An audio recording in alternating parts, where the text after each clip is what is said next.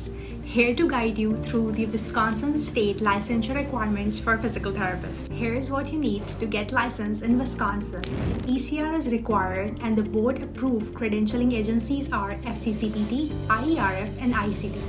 Good news, TOEFL is not required for licensure by examination. However, for the licensure by endorsement, you need to submit your TOEFL score report. Passing the NPTE board exam is mandatory to qualify for the licensure in Wisconsin. The Wisconsin state requires jurisprudence exam. However, supervised clinical practice and background check is not required. Here's a fun fact: certain states may allow the exception and modification to these requirements, which is based on your qualification and experience. If you need a personalized guidance for licensure, let us help you navigate the process smoothly. Thank you for trusting Facts as your partner in achieving your physical therapy licensure goal in US.